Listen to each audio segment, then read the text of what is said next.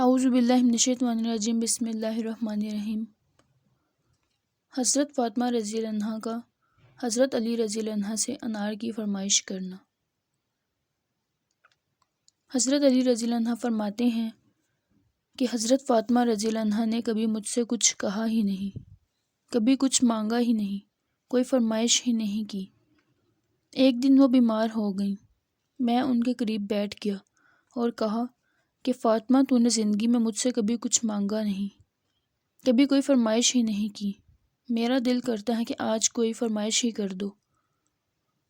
تو حضرت فاطمہ رضی اللہ عنہ کہنے لگی کہ علی اگر ایک انار مل جائے، میری طبیعت چاہ رہی ہے کہ ایک انار کھانے کو، اگر وہ مل جائے۔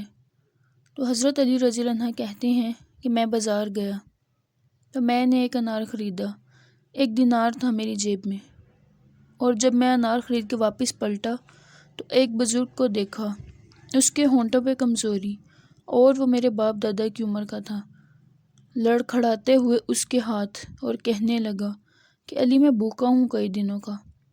تو حضرت علی رضی اللہ عنہ نے وہ انار اسی وقت جیب سے نکالا اور اس بوڑھے شخص کو دے دیا، اور جب بوجھل قدموں سے میں گھر کے اندر داخل ہوا تو پاک رسول کی پاک بیٹی، صبر والے محبوب کی صبر والی بیٹی فرماتے ہیں جب میں نے اپنا قدم دروازے کے اندر رکھا تو فاطمہ نے میرا اترا ہوا چہرہ دیکھا تو کہنے لگی علی پیسے اللہ کے رستے میں دے آئے ہو، خیرات کر آئے ہو۔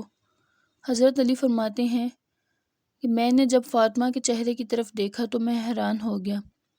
میں نے کہا فاطمہ، کہنے لگی مجھے یقین ہے آپ انار لینے گئے تھے، آپ نے انار خرید بھی لیا تھا، اور مجھے پتہ ہے علی میرے ساتھ بے وفائی ہو ہی نہیں سکتی، یہ کسی سوالی نے آپ سے مانگ لیا ہوگا۔ علی آ جا، مجھے انار کھانے سے وہ سکون نہیں ملتا جتنا تو اللہ کے رستے میں دے آیا ہے تو ملا ہے۔ حضرت علی رضی اللہ عنہ کہتے ہیں کہ دونوں میاں بیوی صبر کر کے بیٹھ گئے تو دروازے پہ دستک ہوئی۔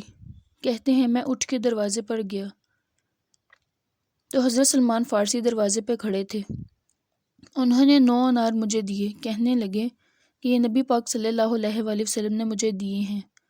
تو حضرت علی رضی اللہ عنہ کہنے لگے کہ یہ ہمارے نہیں ہیں، یہ کسی اور کے ہیں، کسی پڑوسی کے ہیں، دائیں بائیں دیکھ لے۔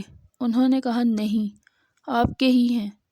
حضرت علی رضی اللہ عنہ نے کہا کہ اگر میرے ہوتے تو 10 ہوتے، اس لیے کہ اللہ تعالیٰ فرماتا ہے کہ تم ایک نیکی کرو گے تو میں 10 کا اجر دوں گا۔ فرمایا اگر میرے ہوتے تو پورے 10 ہوتے، اور میرا یقین بھلا کمزور ہو سکتا ہے۔ تو حضرت سلمان فارسی نے جیب میں ہاتھ ڈالا اور 10واں بھی نکالا اور کہنے لگے کہ علی تیرے 10 ہی تھے، میں تو تیرا امتحان لے رہا تھا۔ یقین کی دولت زنجیریں کاٹ دیتی ہیں، یقین کی دولت انسان کو نواز دیتی ہیں۔ جب تو لڑکھڑاتا ہوا آیا ہے تو میرے نبی پاک صلی اللہ علیہ وآلہ وسلم نے فرمایا ہے کہ یوں نہ کیا کر، یا اللہ چاہے تو دے اور چاہے تو نہ دے، جب مالک سے مانگو تو کہا کرو کہ مالک تجھی سے مانگنا ہے، میں تجھ سے ہی لے کر ہی اٹھوں گا۔ فرمایا جتنا تیرا یقین کامل ہوگا اتنا ہی اللہ تجھے جھولی بھر کے عطا کرے گا۔ اللہ پر کامل یقین رکھیں، یہ نہ دیکھیں کہ وہ کس طرح عطا فرمائے گا اور کس طرح سے وسیلہ بنائے گا۔ اللہ تعالیٰ جو چاہے وہ کر سکتا ہے، اسے کسی بھی وسیلے کی کوئی ضرورت نہیں ہے، بس اگر ضرورت ہے تو اس یقین کی ہے جو ہم اپنے خدا پر رکھیں۔ اللہ ہمیں نیک اعمال کرنے کی توفیق عطا فرمائے اور ہمیں اللہ کی رضا میں راضی رہنے کی توفیق دے اور ہمیں صبر کرنے والا بنا دے، آمین۔